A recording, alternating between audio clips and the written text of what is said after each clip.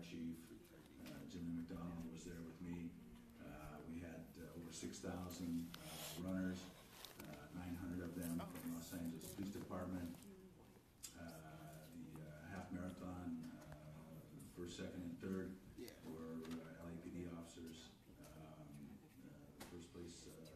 First place participant won by almost 10 minutes. We have some very high quality runners in Los Angeles Police Department. So it was a good event. We had teams from New York, from Boston. It was truly a great event, which we will continue to have, and which shows support and for law enforcement by citizens in Los Angeles. So that was really strong. Last week, while I was out of town, we had our Crime Fighters Conference, which we do every year. Very well attended. You know, there's a number of cities that are in the federal program by which cities examine their methods of law enforcement to try to do better. And we were attended by all those cities. I think Commander Malinowski can give you the exact numbers, but we had over 17 other cities that were represented by participants in the Crime Fighters Conference, attended by all command officers of Los Angeles Police Department. So that was an excellent function also that raises awareness about the best practices in law enforcement. So I'm proud of that, and I was unfortunate we didn't attend. My report on crime, I'll be very quick. So far in the first month, first 4 weeks of the year, we've seen a reduction in violent crime in every violent crime category. So that's a positive thing.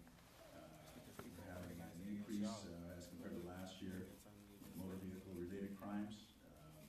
Not huge at this point, but definitely a cause for concern.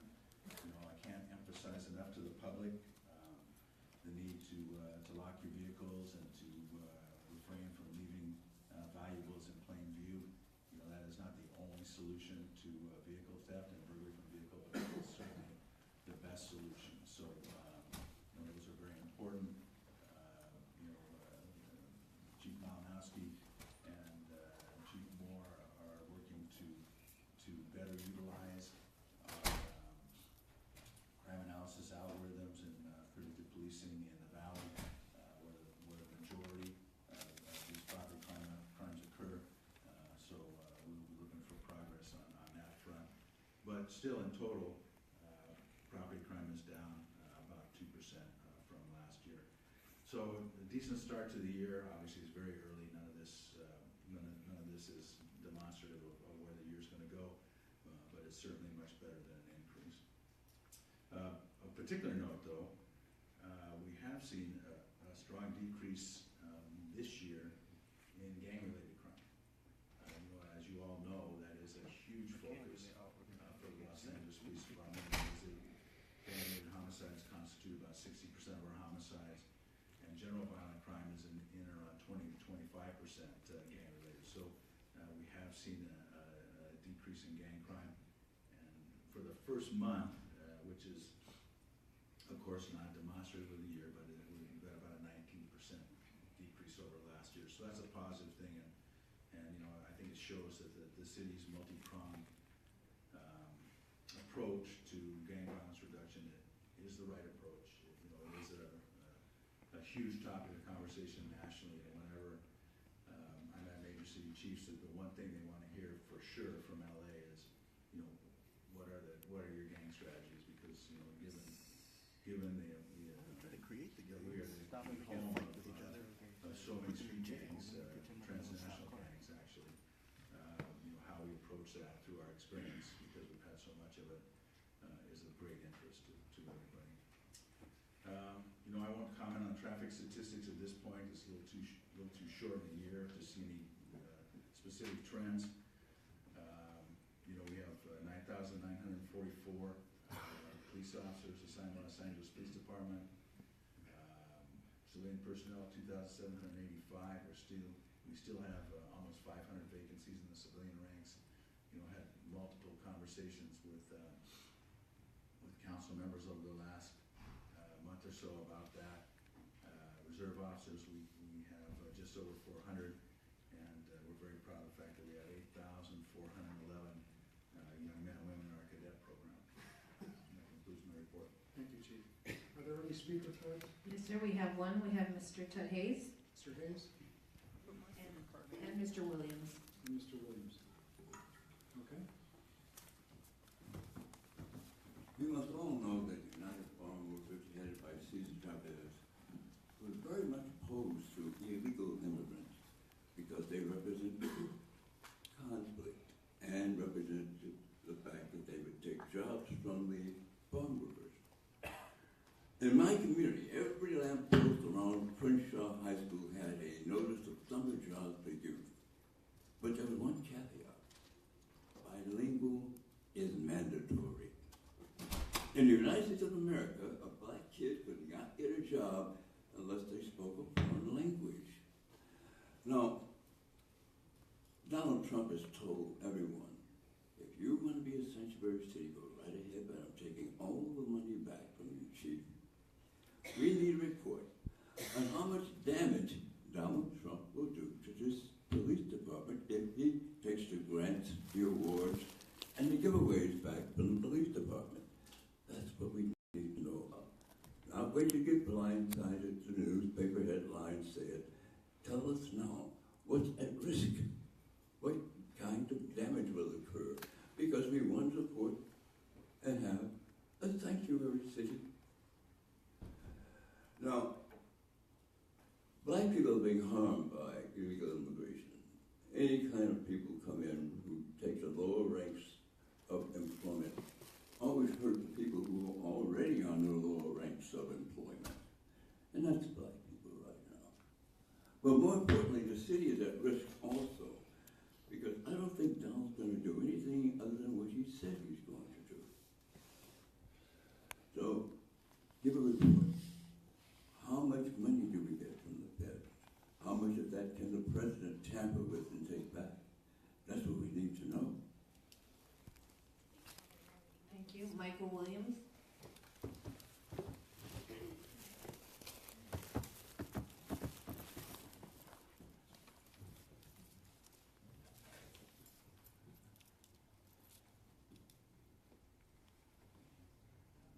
I really don't know what to say because the last time I was in this room, some very just no words can describe what happened in this room the last time I was here. And it seems like folks is moving on and just letting it slide, basically, because, well, you guys came out with a report and now you're meeting or doing something with the mother to talk about the video that you're not going to do. And it all seems like going back to business as usual. You're talking about sanctuary cities when, you know, the LAPD is not stopping ICE from deporting people or taking people into detention centers. You know, we haven't shut down the detention center here in Los Angeles. So it's a bunch, that's bullshit, right? Like that's not, you're not doing anything to stop illegal immigrants who are coming in, people who are immigrants, basically, who are coming into this country to try to get a better life and a better education and opportunities here that they think are here in the United States.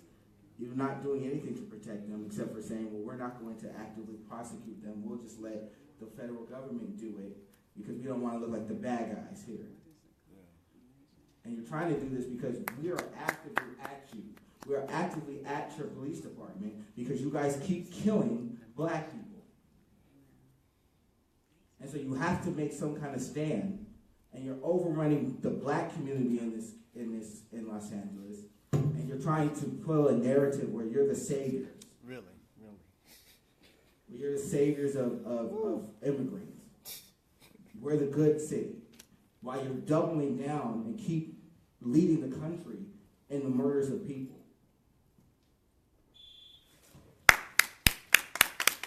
We have no other comment cards on this item.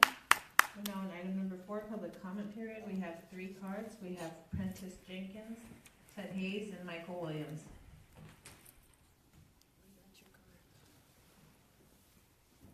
Prentice Jenkins. I just wanted to say today is Valentine's Day. Prentice Jenkins, peace between residents and police. Today is Valentine's Day. It's a day that we send a Valentine to the person we most love and adore. So yes, I sent myself a Valentine.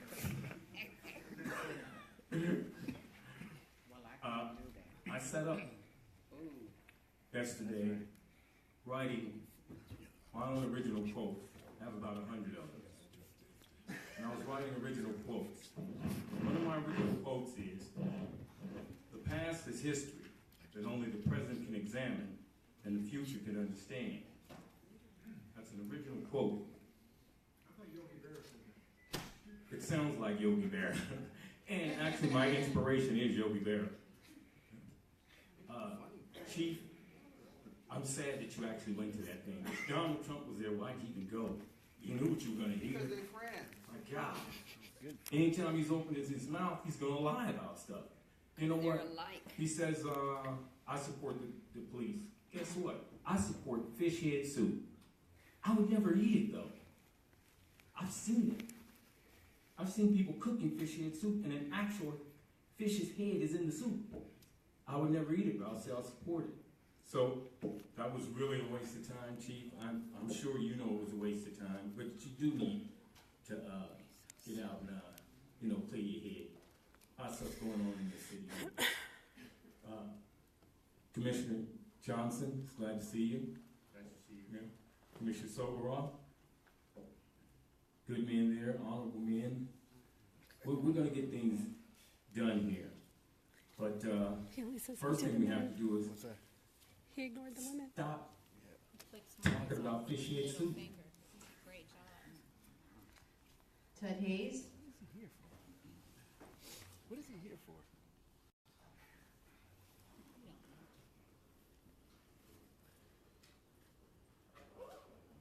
Police state.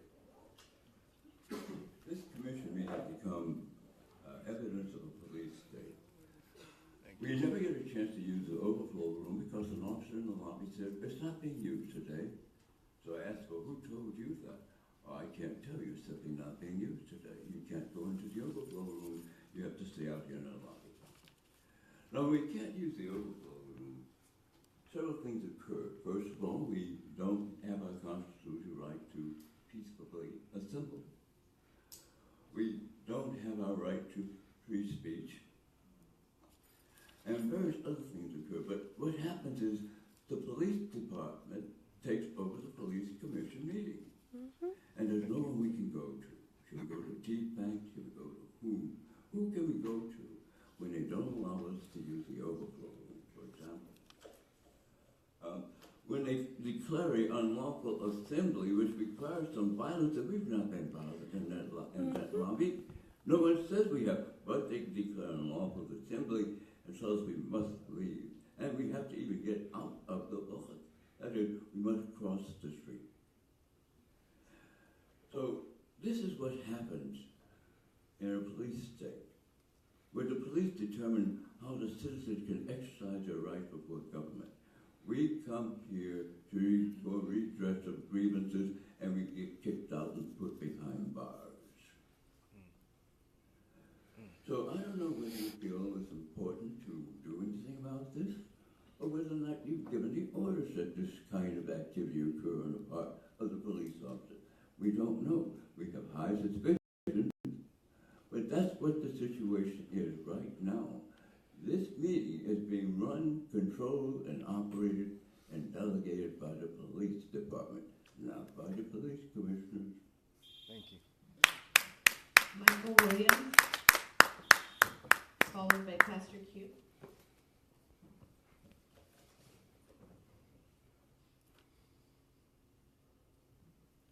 I've been in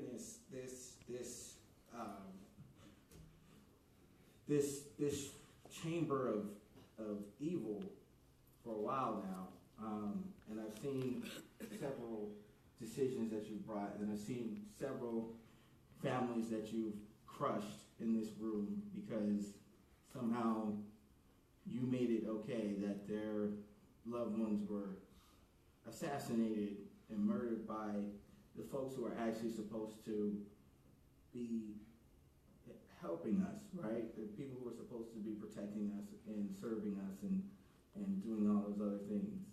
And it seems to me that this commission is, as Tut said, it is really just not even a civilian oversight board. It is really just a police affirmation committee. Like you guys, all you guys do is apologize and reward and discredit, right? You reward police and then you discredit folks who bring up concerns within the police. For me, I don't see how any time someone who is unarmed getting killed can be justified. And even when people are armed, I don't see how it can be justified when there's plenty of statistics, where there's plenty of evidence that says that there's a way of law enforcement that can be done where people are not being killed every couple of weeks. There's more than enough evidence in several other countries and several other states in the United States of this being done. But yet, your job is to make sure that those changes or whatever policies need to be implemented are put in practice. But I don't see it being done here. So my only recommendation and my only thing for us to do is, let's get rid of this commission. It's not serving its duty. It's not serving its purpose. So let's go and let's get rid of it. Pastor Place Q. it with the People's Commission. Good morning, ladies and gentlemen. Pastor morning. Pugh from the Black Jewish Justice Alliance and convener of the Black and Brown Clergy Coalition of Los Angeles. How can we achieve mediation without transparency? We're still, maybe you guys have moved on, but we're still mourning from Waukesha Wilson and the lack of transparency in that situation. It takes time to heal wounds.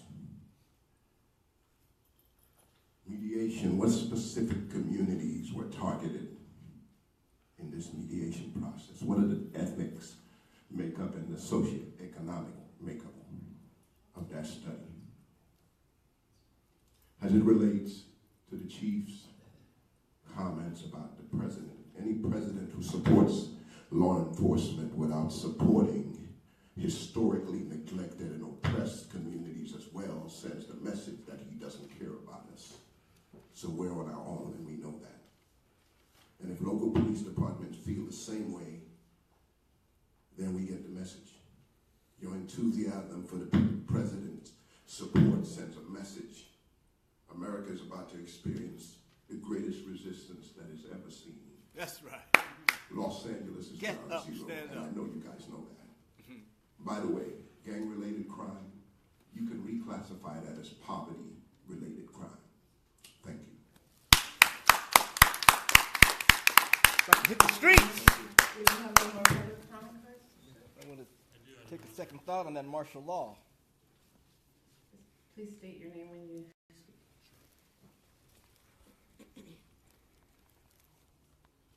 My name is David Siegel, and I wanted to draw attention to what was said during, when we were talking about mediation. And what was discussed was that that there was a problem with people meeting during business hours, during the week downtown. And the whole commission seemed to be in agreement that that was too difficult for citizens who had issues that they wanted mediated to come down here. And yet, that's exactly when this commission meets. Good point. It was described as being intimidating and difficult to come downtown. And I saw several people agree. I saw several people nod their heads. Yep. But when there are issues that people in the communities need to have comment on, this is where they can come. So why isn't this being held in libraries? Why isn't this being held in the communities that are being affected? There you go. And yeah, that's my comment. Thank you. If you could submit your comment next to one of the applications. session. Before we go to the closed session item, Commissioner Goldsmith has Thank you, Commissioner Johnson. On Wednesday, I got to attend one of LAPD's regular CompStat meetings on homelessness. The department convened its partners in the mayor's office, the city council, the fire department, the Department of Transportation, sanitation, city attorney's office, the Los Angeles Homeless Services Authority, the Los Angeles County Departments of Health and Mental Health, among others, and each participant reported on their progress implementing solutions to homelessness. And the department discussed the HOPE teams, which are now deployed across the city. As many of you know, this issue is close to my heart. My brother has often experienced homelessness and mental health issues throughout his life. And when I did a ride-along with the West Bureau HOPE team and Olympic Division, as we visited encampments lining the sidewalks, I saw my baby brother behind the eyes of each person we encountered. I owe it to him, and I think we all owe it to everyone like him, to do our part to ensure that we treat each person with dignity and respect, that we work together toward long-term solutions. I also know this is incredibly difficult work that requires a sharp focus on our collective long-term vision to end homelessness and constant effort to overcome obstacles, no matter how large, and not the least of which is keeping our partners, including the public, engaged and coordinated. This is often thankless work, which is why I want to pause and thank Assistant Chief Mike Moore, Deputy Chief Arcos, and especially Commander Todd Chamberlain, the department's homeless coordinator, and his team for their hard work, dedication, and commitment to continuous improvement. So I'm asking my fellow commissioners to support my request in the latter part of March to schedule a single-purpose public hearing on the issue of homelessness to allow the department, our city and county partners, the business, advocate, and nonprofit communities to share their important work with all of us. Yesterday I met with someone on Skid Row who's been working on Skid Row for decades, and wanted to make sure I addressed concerns about how the SMART teams are responding to calls involving someone with a mental illness. SMART teams are an incredibly effective response, and so I want to learn more about those and whether they are sufficient to meet the need. And I also, and critically important, want to hear from those experiencing homelessness and others impacted by homelessness directly about what's working, what can be improved, and how the commission can help. So I'd like to request Mr. Chief Fink work with Assistant Chief Moore and Commander Chamberlain to pull this together. The mayor's office has agreed to help with whatever's needed, and I'd like to hold a meeting outside of this building. So I'd like the feasibility of that explored as well. great. Thank you. You have my support. Outside the building. Key phrase.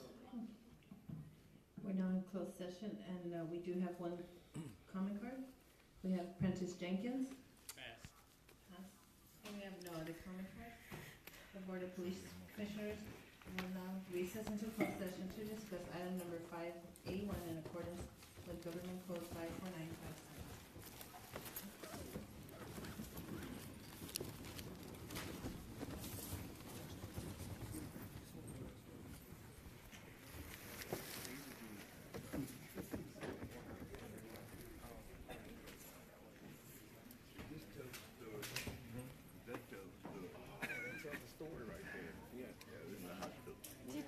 Did you know I took a video of when they arrested you the last time, and I put the video on YouTube, and 5,700 people have seen that video. Thank you. Did they respond to you at all? Did anybody get back to you? All from both of the times when you were arrested, I wrote an article the first time, and all of the response that I've gotten back has been very positive. I don't think anyone has said anything negative, which is weird because on YouTube people say all kinds of horrible things. Yeah, keep up the good work. Thank you. And,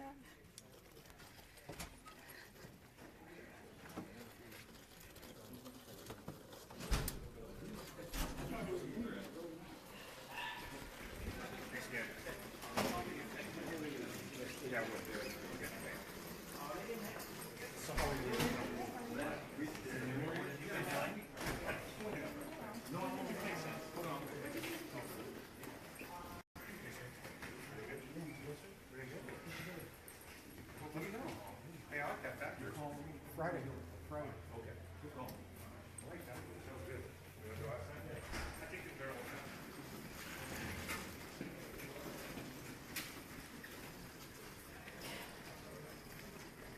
Hey, now if you're watching the live stream, I think something else is going to happen, and I'll probably be live in a little while.